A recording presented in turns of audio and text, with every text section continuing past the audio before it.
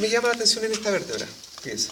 Nuevamente siguen estando los procesos transversos, porque los procesos transversos están en todas las vértebras. Pero miren, acá tiene 1, 2, 3. Todos esos procesos transversos. Exacto, todo ese es el proceso transverso. 1, 2 y 3. ¿Qué número de vértebras? Es la sexta. En la sexta Solamente en ya la cambia sexta. tricúspide. Pero allá voy a decir algo más. Fíjense, 1, 2 y 3.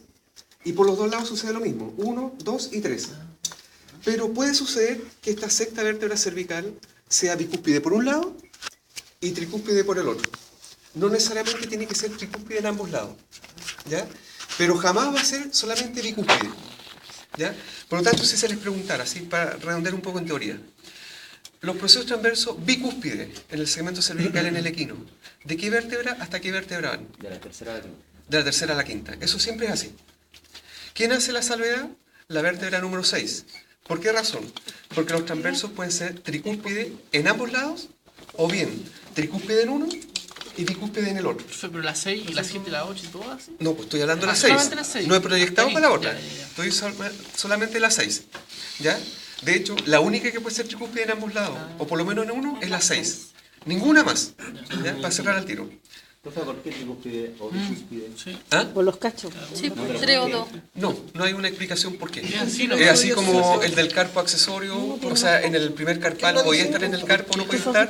El caballo ¿Y en un lado en el otro? Solamente en el equino. Ah, el taliosaurio a lo mejor ¿Qué? tenía como- No, a lo mejor el caballosaurio tenía siempre 3. Ya, ¿Ya? Pero a mí ¿Qué lo que se me debe que en un lado interesa... tenga 2? No, no hay una explicación lógica.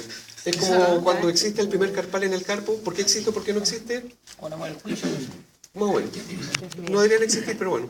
Como la... Andrés, me extraña que ya no haya hablado. ¿Ya? Me extraña. ¿Ah?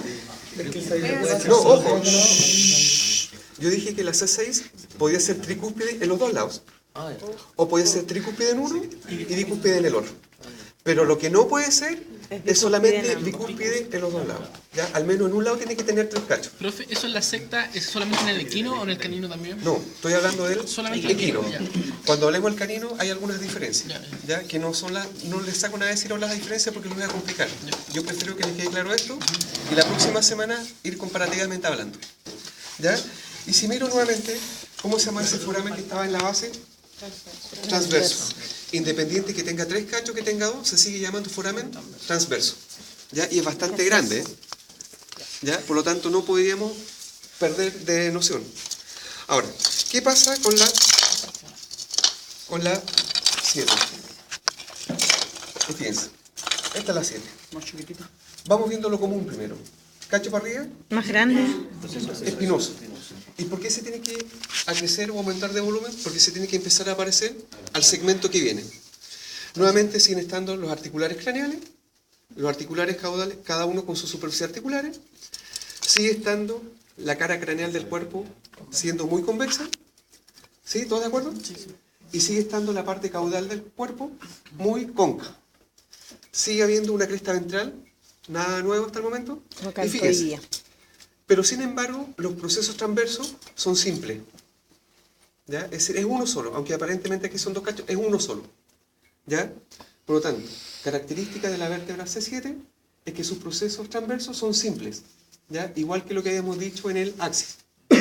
Pero si ustedes miran con detención, ¿se ve algún orificio en la base del proceso transverso? No. Por lo tanto, aquí no hay foramen transverso. Entonces, ¿de dónde a dónde iba el foramen transverso? De la 1, del atlas, hasta la 6. ¿Ya? Si ustedes recuerdan remotamente, en el bovino no era así. En el bovino el foramen transverso partía de la C2 hasta la C6. El atlas no tenía. Acá apareció el foramen transverso en el atlas. ¿Ya? Ahora, ¿qué es lo nuevo que aparece acá? Si ustedes se dan cuenta, lo cóncavo grande, hay 2 concavidades chiquititas a cada lado. ¿Sí? Sí. Y de hecho acá están pintadas en azul.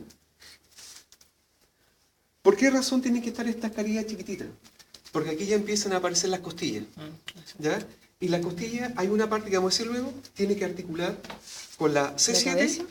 y la primera torácica. Ya vamos a decir cómo es la parte de las costillas, pero vamos viendo primero las vértebras. ¿Ya? Y esa cosa que está pintada en azul se llaman hemicúpulas. Pero estas hemicúpulas, ¿son hemicúpulas craneales o hemicúpulas caudales? Caudales. ¿Todos de acuerdo que son hemicúpulas caudales? Sí, porque simplemente ubicar Tapa caudal. lo que es cóncavo. Yo arriba está la cara articular ¿Ah? caudal. No, estas siguen siendo las superficies articulares caudales y la otra las No, sí, craneales. decía, pero como para identificar. Ah, claro, caudal. también, pero esto es más fácil. Si tú miras esto bien cóncavo, es porque va para atrás o sí. ¿Ya? Entonces, rebobinando a grandes rasgos, estaba el atlas, que no tiene cuerpo, está formado por dos arcos, un arco dorsal y uno ventral. Esas expansiones que tenía hacia los lados se llamaban las alas del atlas. ¿Cómo yo diferenciaba que iba hacia arriba o hacia abajo? Tenía que buscar la fosa del atlas. La fosa del atlas está en el arco ventral, es decir, van por debajo. Si yo miraba los orificios que tenía, eran 3 por lado. 2 hacia adelante y 1 hacia atrás. Los 2 que estaban hacia adelante, uno era el foramen vertebral lateral, porque iba hacia adentro, y el otro era el foramen alar, porque iba hacia el ala. Si yo me iba en la parte más caudal de la vértebra, estaba el foramen transverso. ¿Estamos bien hasta ahí? Tenía un tubérculo dorsal, el arco dorsal, y un tubérculo ventral, el arco ventral. Si yo paso al axis, el axis, ¿qué me indica lo que era craneal? El proceso odontoides. Pero si yo miraba esa vértebra, ya era una vértebra más tipo porque tenía un arco y un cuerpo. ¿Qué había hacia arriba? Un proceso espinoso que hacia atrás se bifurcaba. Es decir, da origen a 2 ramas. ¿Por qué razón? Porque la vértebra que viene después tiene 2 procesos articulares craneales. ¿Ya? Tiene que articular, porque si tuviera una sola, no podría articular. Si yo miraba ese axis, tenía los procesos transversos simples o dobles. El axis Simple. simple. ¿Y había foramen transverso? Sí. Sí, había foramen transverso. Y había cresta ventral y todo. Si yo comparaba la vértebra cervical 3, la 4 y la 5, eran muy parecidas a las 3. Pero en bico. Ya tenían un proceso espinoso, mientras más atrás estaba un poquito más desarrollado. Los procesos transversos eran bicúspides, estaban los foramen transversos, había una cresta ventral y seguía siendo muy convexo lo de adelante y muy cóncavo lo de atrás. ¿Qué pasaba con la C6? La C6 seguía las mismas características, excepto que en los procesos transversos. ¿Qué características tenían los procesos transversos? Que eran tricúspide por ambos lados, o bien podía ser bicúspide por uno y tricúspide por el otro, o al revés, bicúspide por acá y tricúspide por allá, pero al menos en un lado tenía que ser tricúspide. Y seguía estando el foramen vertebral, que era el grandote, y seguían estando los foramenes transversos. ¿Qué pasaba en la 7? La 7, el proceso espinoso ya es más desarrollado, los procesos transversos son simples, no hay foramen transverso, pero hacia atrás aparecen las hemicúpulas caudales. ¿Ya? ¿Y cuántas vértebras cervicales habían en total? 7. ¿Estamos más o menos bien hasta ahí? ¿Qué viene luego?